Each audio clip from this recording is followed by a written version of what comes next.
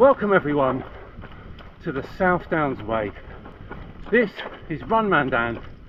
Welcome back to the channel and week 9 of training for a coastal marathon. So back out on the South Downs Way today for the second big long run of the training block. Another 32 kilometres. This time we're going 32 kilometres east on the South Downs Way. Last time we went 32 kilometres west. Remember, we started up Butser Hill. None of that this morning. So this time we're following a similar route we did before, where we did a 2.5 hour run out and back, which is following the South Downs Way east, turning round probably just before the village of Cocking, and then running back. That's 32 kilometres, just under 20 miles. Again, if we get through this, that's a great sign. So as we climb another little small hill, I'm going to get back to it. Later on we're going to talk about these things, GPS watches. But for now, I've got some hills to run. Whew.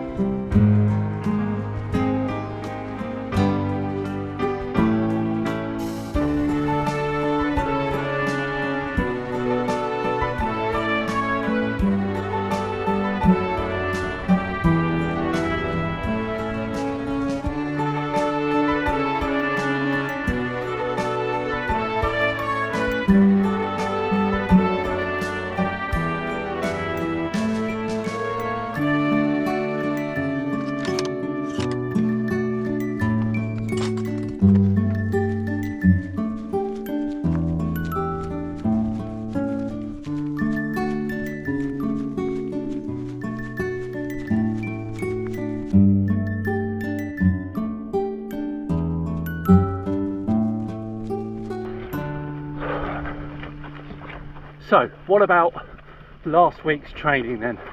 Week 8 of training. Well, as usual on a Monday, it was a rest day. Tuesday we did that 24.1 kilometre long run. That all went well, but I was very tired after that run. I think the 4 days in Ibiza and the running out there had really affected me. So, on Wednesday, rather than the recovery run, my wife just said, take the day, don't do anything, rest up.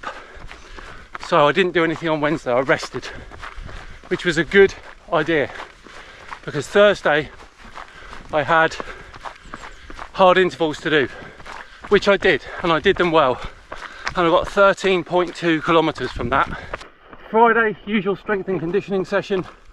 Saturday, rest day, and then Sunday we did our usual 75-minute base run, where I got 11.9 kilometres from that.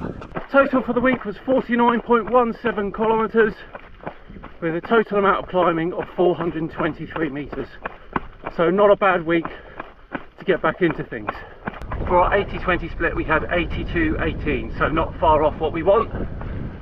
Oh, I forgot about this climb. So a good solid week overall.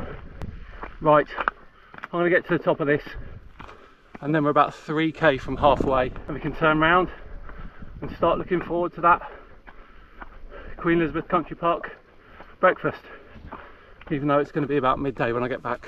Fingers crossed they're still serving. Let's go. Okay, we've just passed the halfway point, so we've just turned around. We did that in 1 hour 43, so all being well we should come in under 3.5 hours, which would be a very good time. And we've already done over 450 meters of climbing, so we've definitely broken the back of this run. Obviously we finished on a peak, so there's one less peak to run back, so it won't be double 450, but it still will be a good value. Bearing in mind we've already done more elevation today than we did the whole of last week, so this is a really good session. So we head for home then. We head for home, and on the way back I will chat to you about GPS watches, what's good, what's not good, what to get, what not to get, how they work, all of that. So stay tuned for that. Oh, let's get back then. Okay, so if you need a GPS running watch, or you want a running watch and you don't know what to get, I'm here to help. If you do have one and you know all about them, you can probably skip the next few minutes. So I use a Garmin Fenix 7X. Now the advantages of this particular watch is it's got a high battery life. If I don't run with it, it lasts about 25 days. If I do run with it, probably about 2 weeks. But there's obviously lots of different varieties, lots of different varieties of them, and different costs and things like that. So Garmin, Polar and Coros, the 3 watch makes, there's probably not a lot between them. I prefer Garmin just because I'm used to it now. I like its features, I like the app. That's not to say I'll never get a Coros or a Polar, but at the moment the Garmin Fenix series serves me well. The one thing I would not recommend for running are Apple Watches. The GPS is often wrong. I used to have an Apple Watch. I've got friends who run with Apple Watches. It's always out, the distance is always out. And on top of that, the battery is horrendous. You probably couldn't do the run I'm doing today, 20 miles, on a full charge of an Apple Watch. So the great thing about the Garmin is, for example today, I have a map on my watch. So I can follow the map and show you exactly where, it shows me exactly where I've got to go and where I've been. So there you go, you can see there my current pace, the distance in the kilometre and the map. So that's useful because I'm not going to get lost, and you can program maps into the watch as often as you like. You can make your own on apps and send them to your watch. You can download courses for races and everything like that. That's a really good thing about these watches.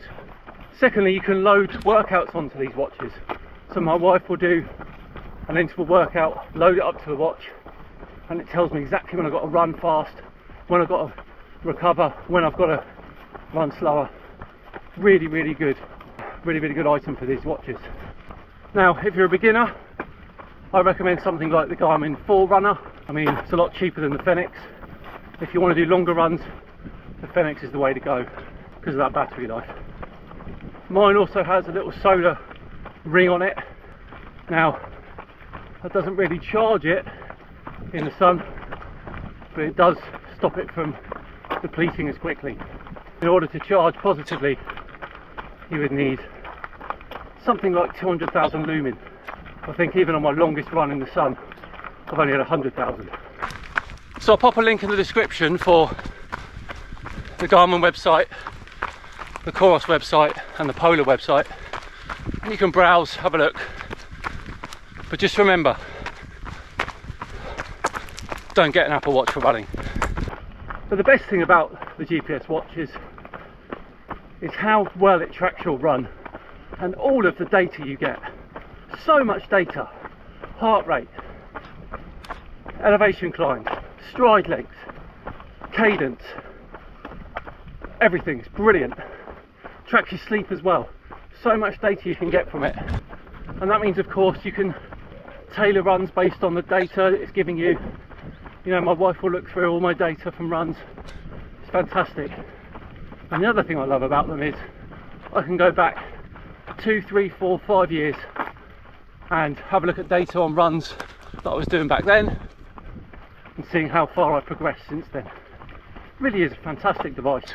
So I guess it really depends how serious you are into running, I suppose, and what sort of distance you're going. If you're going to get serious and run long, you have to have one, there's no doubt about it. If you're just going to sort of dip your toe in the water, do a few 5Ks here and there, it's not a necessity, but eventually you'll want one, I'm telling you now.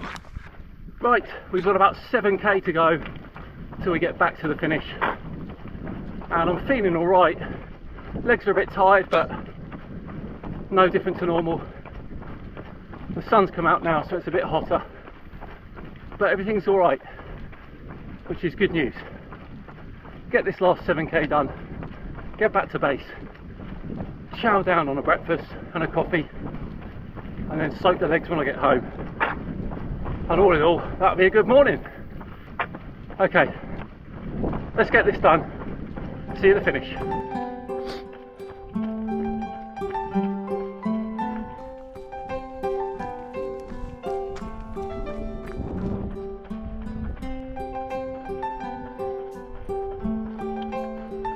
Okay, last big climb. We call this one the Beast.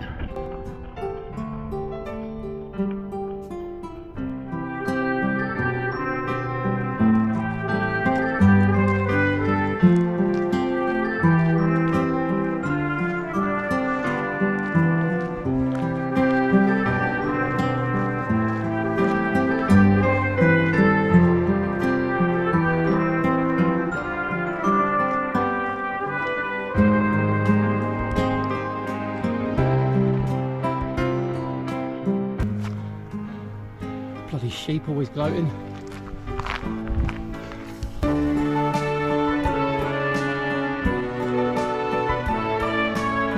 Love this bit, absolutely love it. Nice little gentle tarmac road back to the finish. Really let the legs roll.